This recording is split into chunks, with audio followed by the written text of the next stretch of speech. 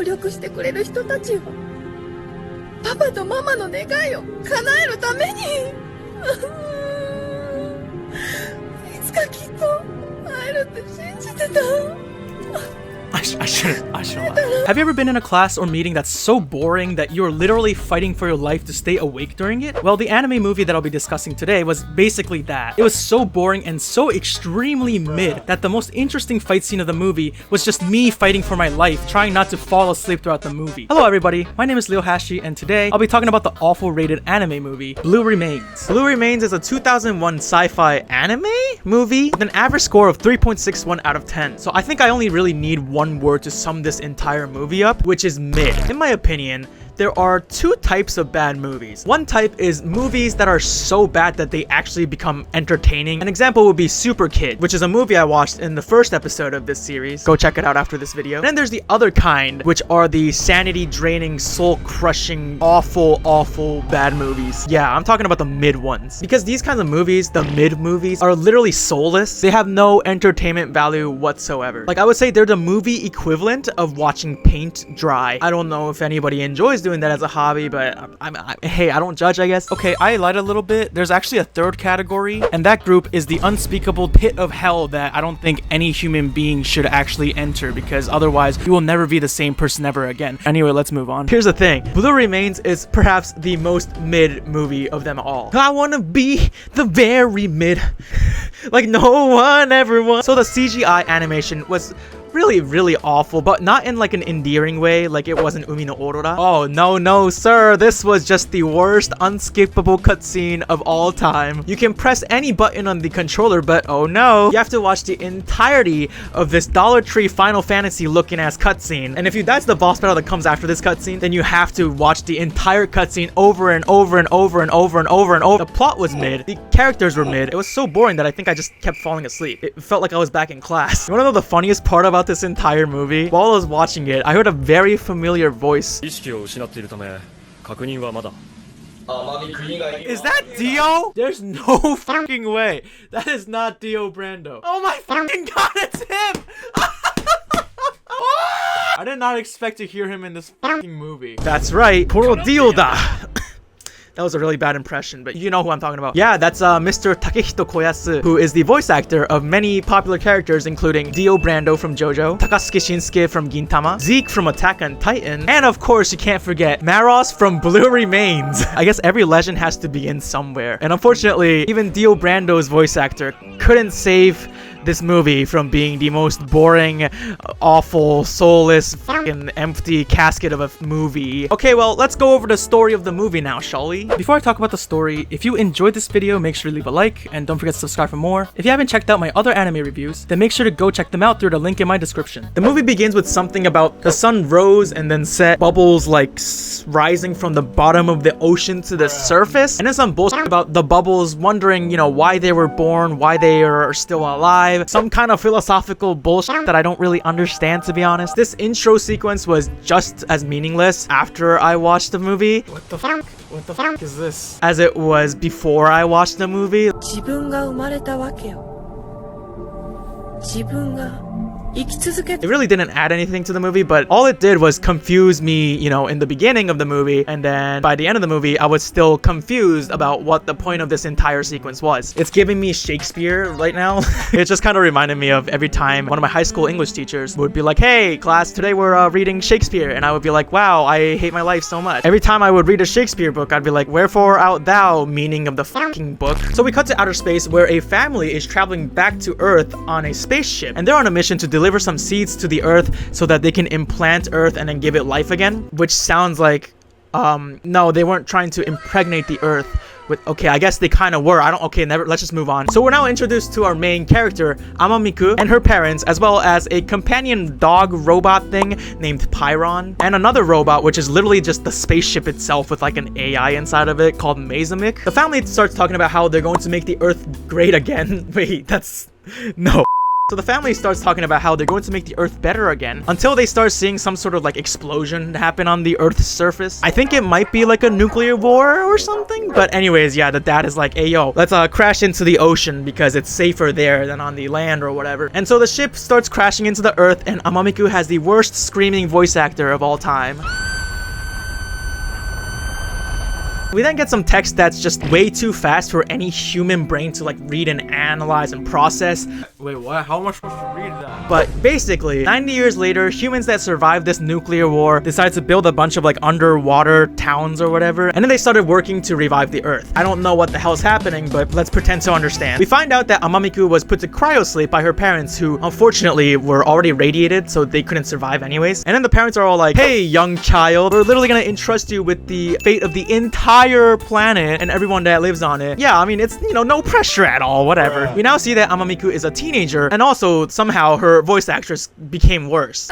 ねえイゼミックどうして消しちゃうのよ Holy shit, her voice actor is so bad. Although her parents have died, she still has Pyron and Mazamix to keep her company. Now we're introduced to our villain, who is a sexy looking brain with eyes named Glyptophane. Yeah, he's a greatly written villain and not generic at all. He's basically like, well, humans are foolish and they always engage in selfish acts. As long as humans exist, there will be no future for this planet. The one who can save this planet once and for all is the one that can exercise the absolute law. And that is me. And therefore, I choose to make the human species go extinct by destroying them. And that way, I'll save all the other creations on the Earth. Yeah, something, I don't, you know. 現状を正確に把握しうる力、その力を持つ者は絶対法則の思考者たりうる。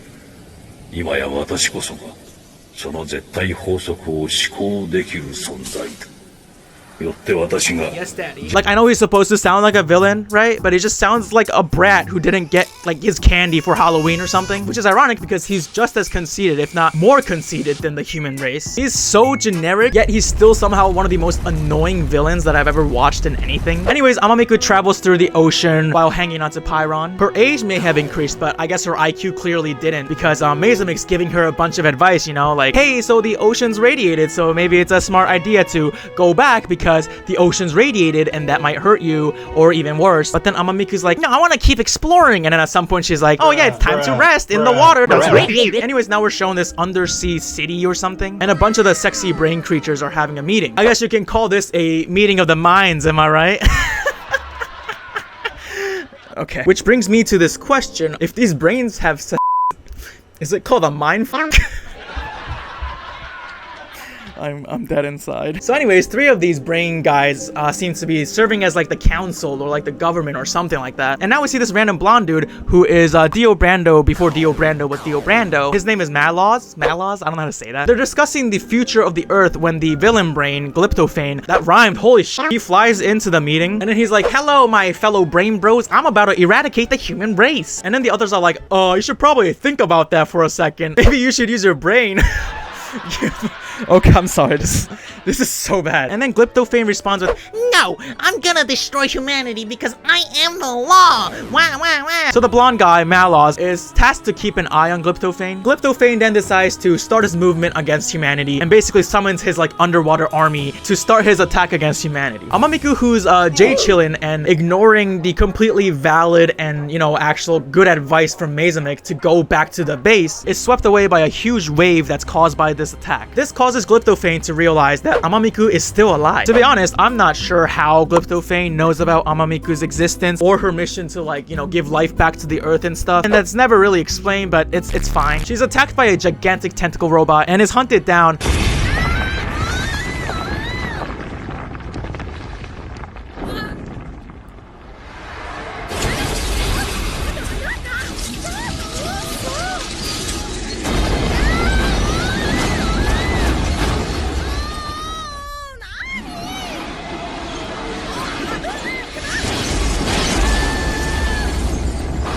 But then she's saved by a dolphin. Amamiku is brought to a submarine which is operated by Malos and his crew, which consists of Sally, Old Dude, Mushroom Hair 1 and Mushroom Hair 2. Fun fact, one of these guys is voiced by the same guy who did Usopp's voice in One Piece, but to be honest, I don't know which one and I don't really care, so let's just move on. Amamiku, who you know hasn't seen like a human in like years of her life, is like, wow, that's crazy, nice to meet you guys, you know, all friendly because she's excited, to which the crew responds with, don't be so friendly, bitch. 女の人ね、私と同じ。ねえ、そうでしょ？ Like, come on. Suddenly an alarm rings and the soldiers all leave, leaving Amamiku locked in the room. Guess what? They're under attack by Glyptophane's army. I guess you can call him the head of the army, am I right? Or you can also call him the brains of the operation. This just does not get better. The more I say, I just... Anyway, so we have an epic NPC battle scene. They launch some torpedoes, boom boom bada bada bada boom, and then they escape. 何人も絶対法則の思考者である私を止めることはできない。 Amamiku sees the dolphin that saved her earlier outside of the submarine window, and she sees that the dolphin is injured, so she's like, oh, I'll help you, don't worry. The crew comes back in to reveal that the dolphin is actually a robot that they use. They argue about whether or not robots have emotions. The crew's all like, no, they don't, get rid of the dolphin because it's damaged already anyways, damaged goods. And then Amamiku responds with like, you know, robots were my only family for like the past 100 gazillion years, so, you know, they argue until Amamiku opens up about her past, you know, when her parents died and she had to spend a lot of time alone with just robots, and also, you know, the fact that she was literally tasked with the entire fate of the planet. She's like, oh, I thought when I finally met other humans we could become friends, which, okay, that's pretty sad, you know. She begins to break down with some more incredible voice acting, very, very emotional. いつかきっと会えるって信じてた。 I shouldn't laugh. 絶対に仲良くしようって。ずっとそう決めてたの。この子、今までどういう環境にいたのかしら。ずっと一人ぼっちだったんだな。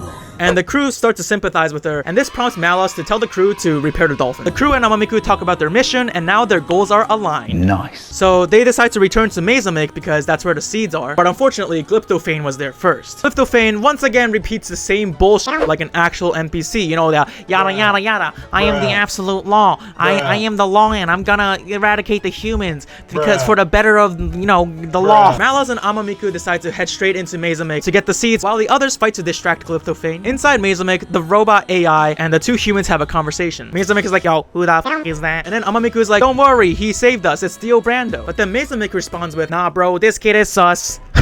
We have to eject him. But then suddenly one of the good brains spawn into the room somehow, and he convinces Mazamic to help them with their mission to implant the earth with the seeds of life. I hate saying that sentence so much. Mazamic agrees and transfers her data to Pyron's body, and then they all leave with the seeds. And then they set a timer for the base to explode. They have some scientific conversation about how the body is a vessel to carry DNA down the generations or something, but I'm not even gonna begin to try to understand it because I don't want to feel like I'm back in biology class again. What is wrong with today's video? So they escape and the base explodes. The crew releases the dolphin to try to find Malos and Amamiku. As Malos and Amamiku travel, the seeds begin to germinate because of Amamiku's warm love. You know, which, okay, that's cool. The good brains now have a conversation with Glyptophane, being all like, yo, you know, if humans being extinct is like the absolute law, then even without you doing anything, the humans will go extinct because that should be the absolute law, you know, that's just how it is. Glyptophane then responds with the same, no, I'm the law, I'm the law. Our heroes are once again chased by Glyptophane's army, so the crew splits up and like try to fight him. Unfortunately, a lot of them are killed. What's her name? Sally? In an attempt to destroy Glyptophane, decides to crash her own submarine thing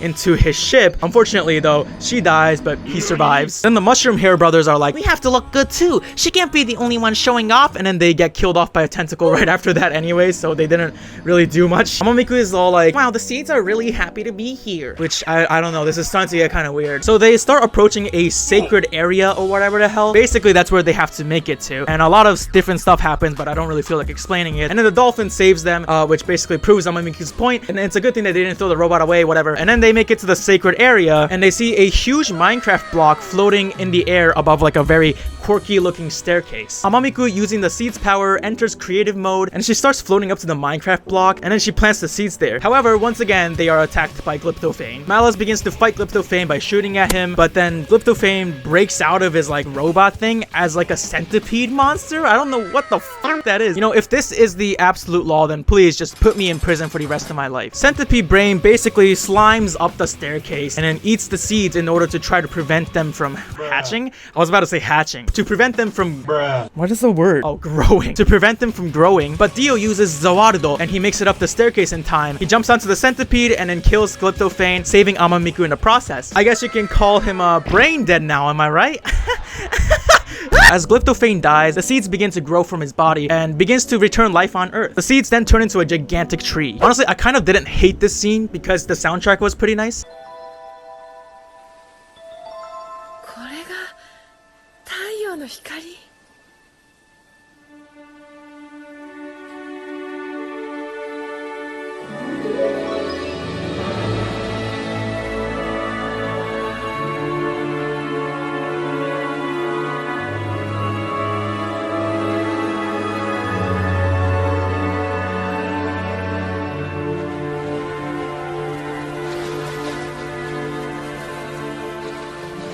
And then after this goofy ass scene, the movie just ends. So yeah, it was just overall mid. Like, it wasn't a good movie, of course, but it also wasn't like the worst thing I've ever seen or terrible anyways, to the point where it was entertaining. So it was just like really boring. I feel like the soldiers, when they're trying to like fight to save the Earth from Glyptophane, probably had the same feelings as I did when I was fighting to stay awake during this movie. Admittedly, like the only thing that gave me a sliver of life while watching this movie was just hearing Dio's voice actor, which is still really funny to me that he's in this movie. The characters are BLEH. I mean, Amamiku, the main character, is just kind of bland. The character's also got some ugly ass haircut too, bro. Like, I guess the end of the world means you just stop giving a shit about how your hair looks. You know what? That actually makes a lot of sense. There are 3 acceptable haircuts: high and tight, crew cut, buzz cut.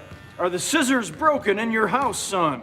You know, the villain was annoying, one-dimensional, and a little fucking brat. Throughout the movie, I'm pretty sure he only said like 3 different sentences, but all just paraphrased in different ways. その絶対法則を思考できる絶対法則の思考者である私を絶対法則の思考者たる Also, what are these brain thingies, you know? I mean, they're kind of bad, but you know what I'm saying? Where did they come from? Were they humans at some point? Or did they hashtag wake up like this? Like, I don't know what the hell's happening. To be honest, I will say the movie had a little bit of potential to it, you know? If we disregard the goofy looking CGI animation, the story itself has some seeds of interesting stuff planted into it. For example, Amamiku is a tragic figure who lost her parents and spent her entire life after that with robots only. Also, she was tasked with saving the entire planet on her own and doesn't really have human bonds until the end of the movie. You know, it's quite the tragic backstory, and it would have been pretty easy to sympathize with her if it wasn't for her goofy ass crying noises.